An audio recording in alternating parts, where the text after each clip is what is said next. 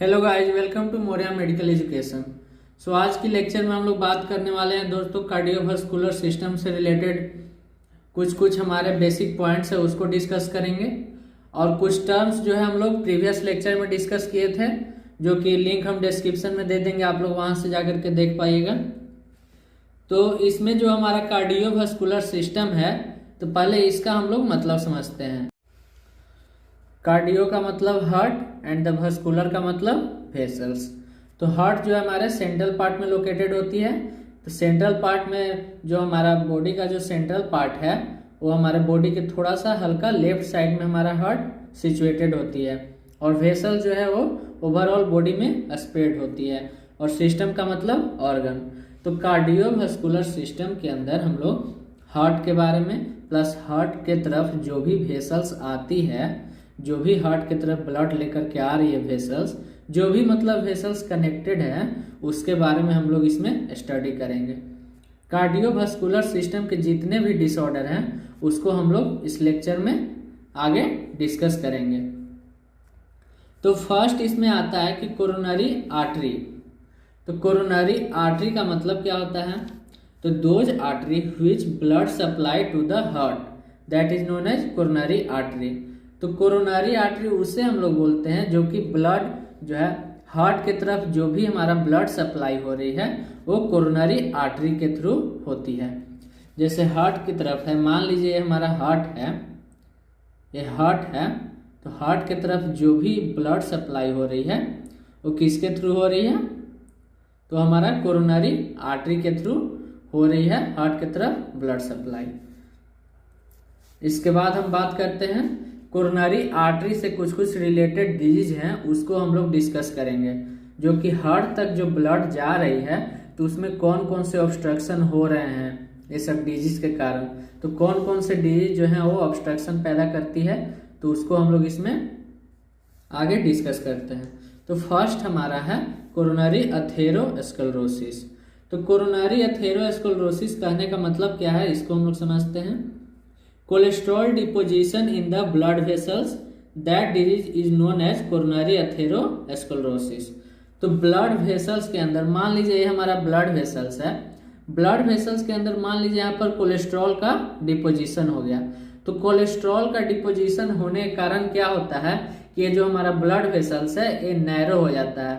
Narrow हुआ कि नहीं? अब जो पहले जो जिस रेट से ब्लड फ्लो हो रही थी, अब तो उतना उस रेट से ब्लड फ्लो नहीं हो पाएगी, क्योंकि यहाँ का जो वेसल्स का जो साइज है वो डिक्रीज हो गया है, मतलब नैरो हो गया है।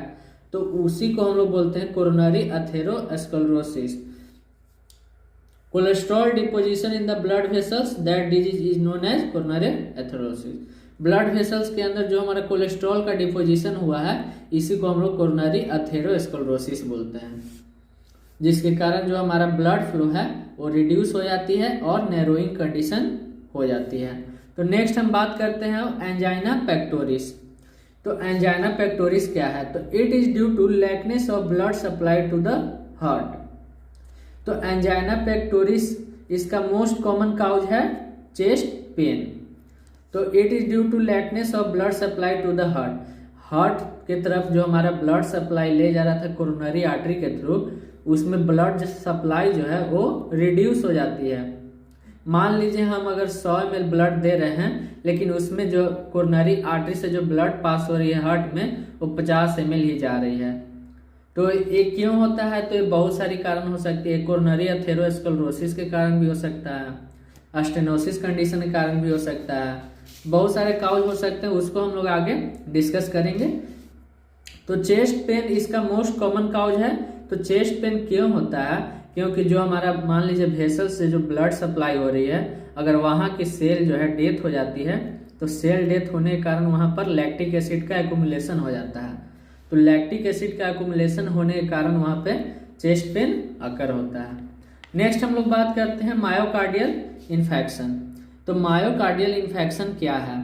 तो it damage our layer of heart that causes cell death, then blood does not flow and heart does not functioning well. तो ये कह रहा है कि मायोकार्डियल इन्फेक्शन एक ऐसा डिजीज है, इस कंडीशन में क्या होता है कि जो हमारे हार्ट के जो भी लेयर होते हैं, हम लोग जानते हैं कि हार्ट के अंदर जो लेयर प्रेजेंट होते हैं वो सब धीरे धीरे डैमेज होने लगते हैं। तो हार्ट के बारे में दोस्तों हम प्रीवियस लेक्चर में पहले भी हार्ट का एक हम लोग वीडियो बना चुके हैं, आप लोग वहां पर हार्ट का देख लीजिएगा, हम लिंक भी डिस्क्रिप्शन में डाल देंगे, तो आप लोग वो वीडियो देख लीजिएगा, तभी आप लोग को अच्छे से समझ में आएगा ये चैप्टर, क्योंकि ये बहुत ही इंपॉर्टेंट चैप्टर है दोस्तों, क्योंकि हर समय आपको काम देगा, पूरी ऑल ओवर लाइफ में आपको काम देगी, इसलिए वीडियो जाकर वहां पर देखिएगा जरूर। तो इस कंडीशन में क्या होता है कि हार्ट का जो भी लेयर है वो डैमेज होने लगता है।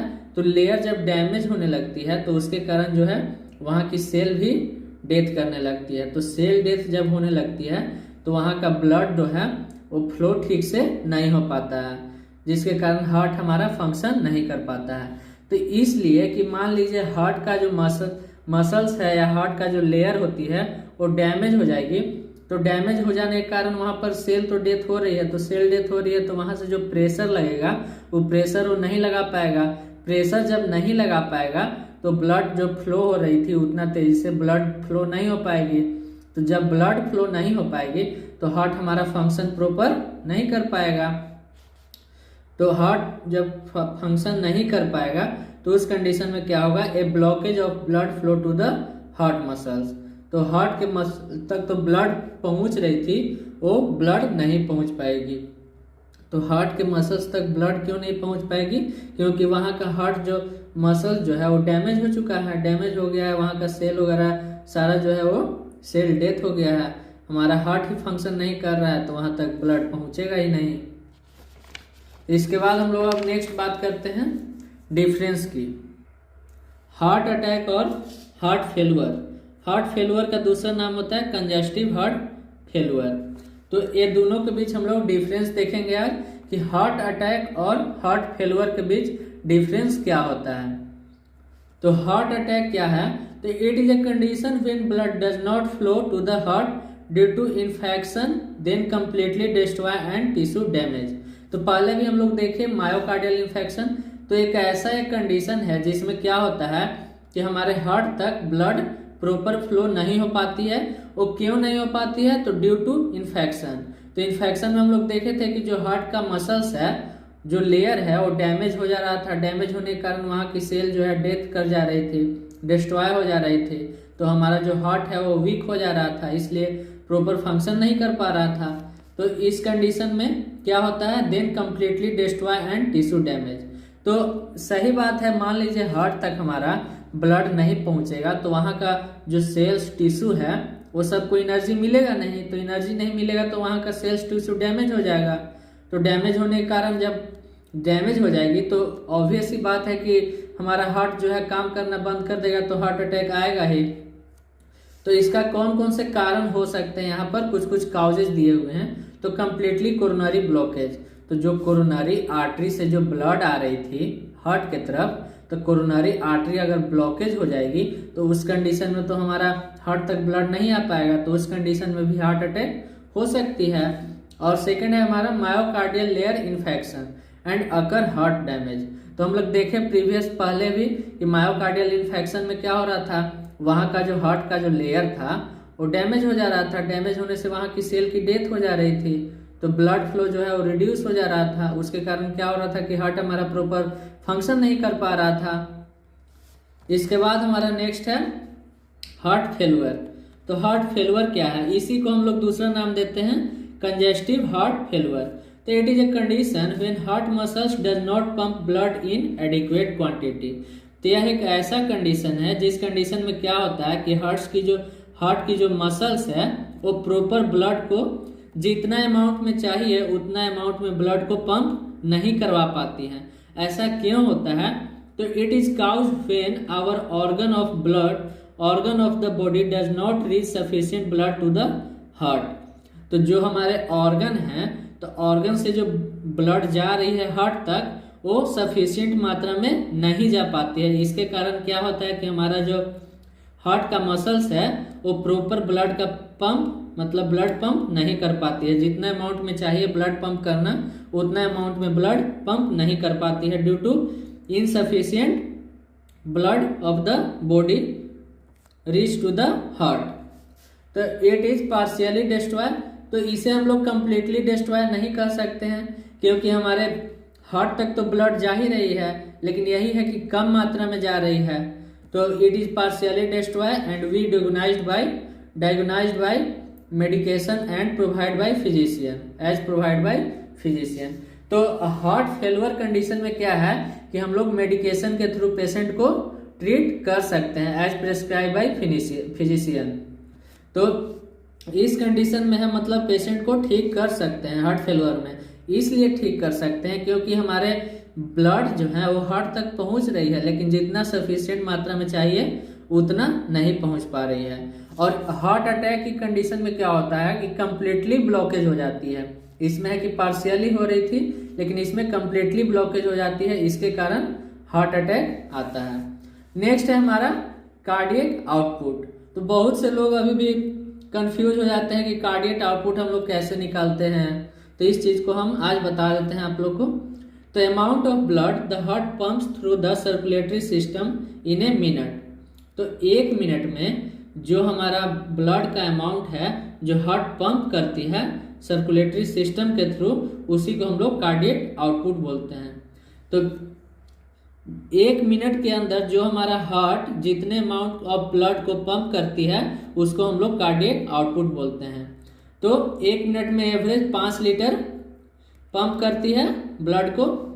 तो कार्डियक आउटपुट हम लोग कैसे निकालते हैं, तो heart rate into stroke volume. तो हार्ट रेट हमारा कितना होता है, एवरेज 72 बीट पर मिनट होती है और इंटू 70 ml। तो इसको अगर हम लोग मल्टीप्लाई कीजिएगा तो 5.4 लीटर आएगा। तो वही बोलते हैं हम लोग कि एवरेज मतलब बॉडी से जो ब्लड है वो 5 लीटर निकलता है। इसके बाद हम बात करते हैं पेरिफेरल रेजिस्टेंस की। देखिए यहाँ पर है पेरिफेरल रेजिस्टेंस, एक टर्म है, उसको हम लोग देख लेते हैं। इसको PR से हम लोग डिनोट करते हैं। तो पेरिफेरल का मतलब होता है वेसल्स और रेजिस्टेंस का मतलब होता है ब्लॉकिंग या ऑब्स्ट्रक्शन। तो obstruction in vessels due to any reason. तो अगर वेसल्स के अंदर ऑब्स्ट्रक्शन होती है कोई भी रीजन से, तो उसको हम लोग पेरिफेरल रेजिस्टेंट बोलते हैं। तो थैंक यू दोस्तों, आज के लेक्चर में इतना ही, और हम लोग कल से अब स्टार्ट करेंगे इसका कुछ डिसऑर्डर